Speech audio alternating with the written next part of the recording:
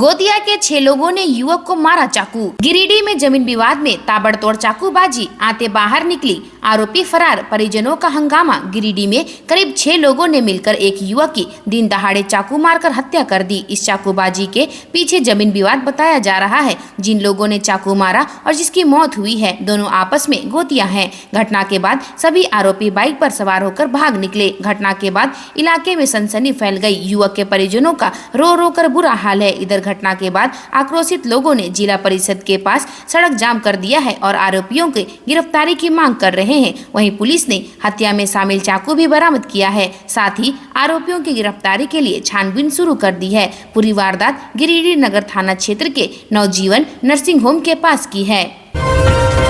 पहली बार गर्भवती हुई थी बाघिन। रांची के चिड़ियाघर में 4 नवजात शावकों की मौत। प्रबंधन के जवाब से उड़े सभी के होश। रांची के चिड़ियाघर में 4 नवजात शावकों की मौत हो गई है। प्रबंधन ने इस मामले में जो जवाब दिया है उससे सभी के होश उड़ गए हैं। प्रबंधन ने इसके लिए सीधे तौर पर बाघिन को दोषी ठहराया है। बताया जा रहा है कि भगवान बिरसा जैविक उद्यान में बिलासपुर से लाई गई बाघिन गौरी ने 4 शावकों को जन्म दिया था। बाघिन ने चारों शावकों को 10 मई की रात 2 बजे से 11 मई को दिन में 10:30 बजे के बीच जन्म दिया था। उद्यान प्रबंधन के अनुसार जन्म के बाद शावकों को दूध पिलाने में बाघिन सहयोग नहीं कर रही थी। इसके साथ ही वह शावकों पर ही लेट गई थी। उद्यान प्रबंधन सीसीटीवी कैमरे की मदद से लगातार बाघिन पर नजर रख रहा था। जब लगा कि शावकों की जान को खतरा है तो उद्यान के कर्मचारी बाघिन के केज में पहुंचे। तब तक 3 शावकों की बाघिन के नीचे दबने से मौत हो चुकी थी। किसी प्रकार एक शावक को बाहर निकाला गया, लेकिन बाद में उसकी भी मौत हो गई। शावकों के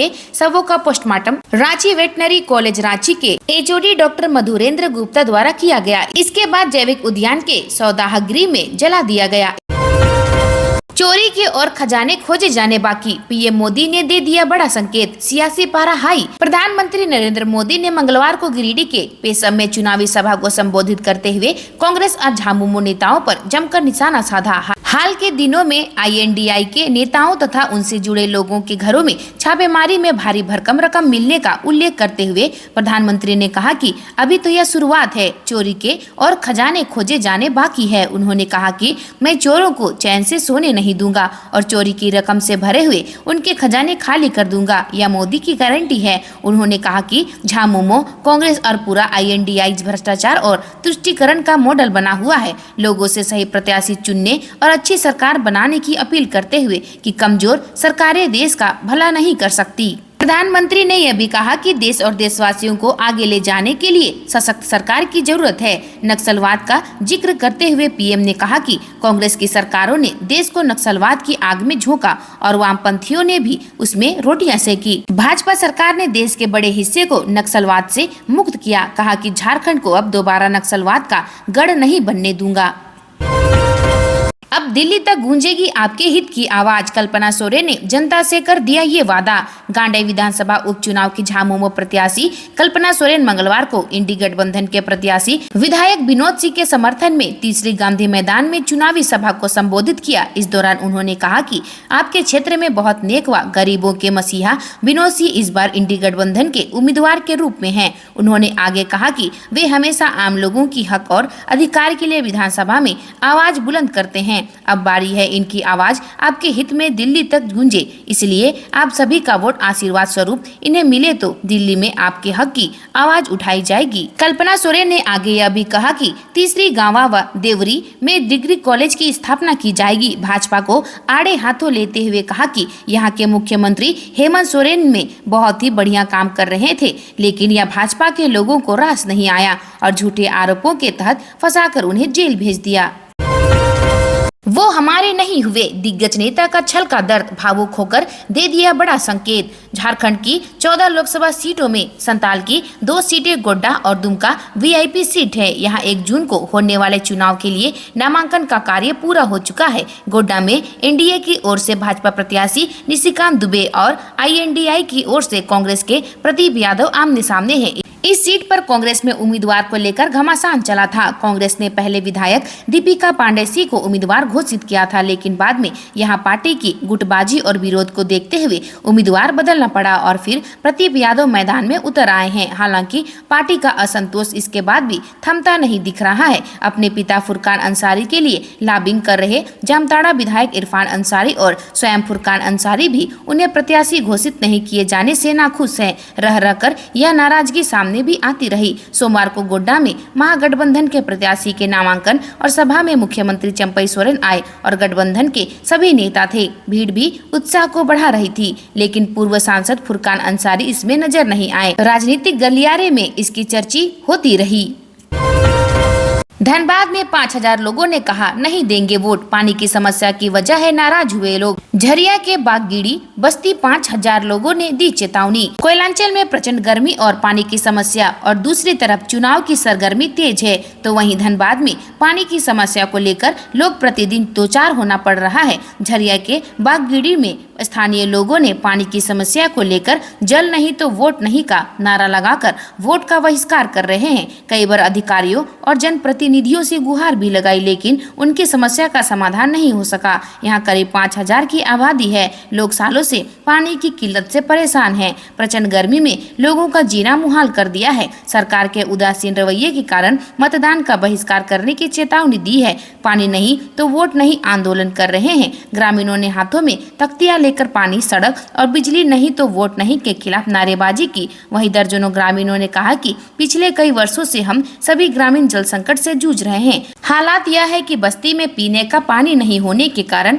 इधर उधर भटकते हुए 3 किलोमीटर दूर जाना पड़ता है। जार का पानी खरीदकर गुजर बिसर करने का मजबूर हैं।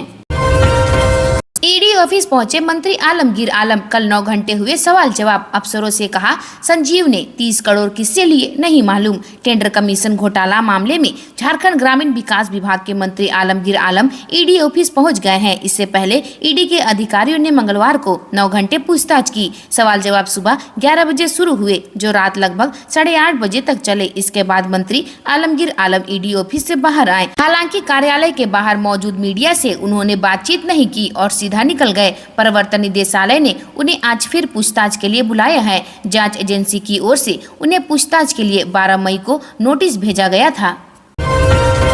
झारखंड में 18 मई तक गर्मी से राहत नहीं। 19 को कई हिस्सों में छाएंगे बादल। 20 को बारिश की संभावना। पिछले कुछ सप्ताह में आए मौसम में बदलाव के बाद झारखंड में एक बार फिर तापमान बढ़ने लगा है। इस वजह से उमस भरी गर्मी बढ़ने लगी है। फिलहाल राज्य में अभी बारिश के आसार नहीं है। संभावना है कि 19 मई से प्रदेश के कुछ हिस्सों में बादल भी छाए रह सकते हैं, साथ ही बारिश भी हो सकती है। मौसम विभाग के अनुसार 20 मई को राज्य के उत्तरी भाग में हल्के मध्य के दर्जे की बारिश हो सकती है। चुनाव की तैयारियों की समीक्षा। सीआई बोले 3 अगले चरण के चुनाव में वोटिंग प्रतिशत बढ़ाने के लिए तेज करे प्रयास। मुख्य निर्वाचन पदाधिकारी के रवि कुमार ने मंगलवार को चुनाव कार्य में लगे अधिकारियों और कर्मचारियों को कहा है कि लोकसभा चुनाव के आगामी चरण की बेहतर तैयारी करें। हर एक मतदाता तक वोटर इन्फॉर्मेशन स्लिप पहुँचाए। शहरी निकाय के मतदान केंद्रों पर नगर निकाय के पदाधिकारियों को टैग करे और मतदाताओं के परिवारजनों को क्लब करे। BLO और सुपरवाइजर घर घर जाएं और मतदाताओं के बीच वितरण किए जा रहे वोटर इन्फॉर्मेशन स्लिप की मॉनिटरिंग करें। उन्होंने कहा कि मतदान केंद्र जागरूकता समूह के साथ छोटी छोटी मीटिंग करें, उन्हें सक्रिय करें। रिम्स में हाल बेहाल। नए मरीजों को घंटों तक बेड नसीब नहीं। स्ट्रेचर पर रख हो रहा इलाज। राज्य के सबसे बड़े अस्पताल रिम्स की क्षमता 2100 बेड की है। यहाँ 25 से ज्यादा अलग अलग विभाग संचालित किए जाते हैं। सभी के सेपरेट वार्ड भी हैं। बावजूद रिम्स का हाल बेहाल है, क्योंकि मरीजों की परेशानी दूर करने के तमाम प्रयास फेल साबित हो रहे हैं। रिम्स में एक सप्ताह पहले लागू डायनेमिक बेड मैनेजमेंट सिस्टम का भी पालन नहीं किया जा रहा है। मंगलवार को दैनिक भास्कर की पड़ताल में पता चला कि वर्तमान इमरजेंसी में भर्ती 40 मरीजों में से 1.5 दर्जन को 72 घंटे बाद भी वार्ड या ICU में शिफ्ट नहीं किया गया। वहीं इमरजेंसी में आने वाले नए मरीजों को घंटों तक बेड नसीब नहीं हो रहा है। स्ट्रेचर पर रखकर ही उनका इलाज किया जा रहा है। झारखंड हाईकोर्ट का फैसला। तारा शाहदेव प्रकरण में सजा याफ्ता कौशल रानी व मुश्ताक को हाईकोर्ट से मिली जमानत। नेशनल शूटर तारा शाहदेव प्रकरण में सजा याफ्ता रणजीत सिंह कोहली की मां कौशल रानी और मुश्ताक अहमद की सजा के खिलाफ झारखंड हाईकोर्ट में अपील पर सुनवाई हुई। कोर्ट ने कौशल रानी और मुश्ताक अहमद को जमानत दे दी है। सीबीआई के विशेष कोर्ट ने 8 अक्टूबर 2023 को रंजीत कोहली को उम्र कैद, उसकी मां कौशल रानी को 10 साल और मुश्ताक अहमद को 15 साल की सजा सुनाई थी। कोहली, कौशल रानी और मुश्ताक अहमद की अपील में कहा गया कि उन पर धारा 376(2)(n) का मुख्य मामला ही नहीं बनता है तो 120वीं यानी षड्यंत्र का मामला भी नहीं बन सकता है। इन तीनों ने अपील दायर कर खुद को सजा मुक्त करने का आग्रह हाईकोर्ट से किया था। इस हाई प्रोफाइल मामले में सीबीआई कोर्ट ने मुख्य आरोपित रंजीत सिंह, उसकी मां कौशल रानी व मुश्ताक अहमद को दोषी ठहराते हुए 5 अक्टूबर 2023 को सजा सुनाई थी। मामले में सीबीआई की ओर से 26 गवाह जबकि बचाव पक्ष की ओर से 4 गवाह प्रस्तुत किए गए थे। मामले में रांची के हिंदपीढ़ी थाना में प्राथमिकी दर्ज हुई थी। सीबीआई ने वर्ष 2015 में केस को टेकओवर किया था। कोर्ट ने आरोपियों के खिलाफ 2 जुलाई 2018 को आरोप गठित किया था। रंजीत कोहली एवं तारा शाहदेव की शादी 7 जुलाई 2014 को हुई थी। शादी के कुछ माह बाद उसे धर्म परिवर्तन करने के लिए प्रताड़ित किया गया। आज के लिए बस इतना ही। मिलते हैं अन्य नए खबरों के साथ में। धन्यवाद।